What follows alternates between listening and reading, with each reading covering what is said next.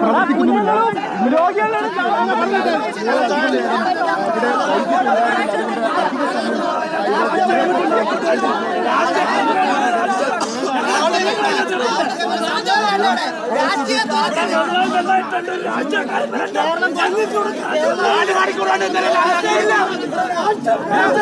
സുനീഷ, ആളുകളുടെ പ്രതികരണത്തിലേക്ക് പോകാം. അകത്ത് ഭാര്യയും അമ്മയും ഒക്കെ കിടക്കുന്നവരാണ് ഇപ്പോൾ പ്രതികരിച്ചത്. പൂർണ്ണഗർഭിണിയായ ഒരു സ്ത്രീയുടെ കാര്യമാണ് ഇപ്പോൾ പുറത്തേക്കിറങ്ങിയ ആൾ പറഞ്ഞത്. അവരുടെ കാര്യത്തിലൊക്കെ ആശങ്കയുണ്ട് എന്നുള്ള കാര്യമാണ് പറയുന്നത്.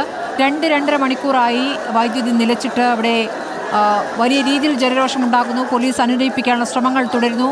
സുനീഷ, കൂടുതൽ പ്രതികരണങ്ങളിലേക്ക് പോകാൻ പറ്റുമോ?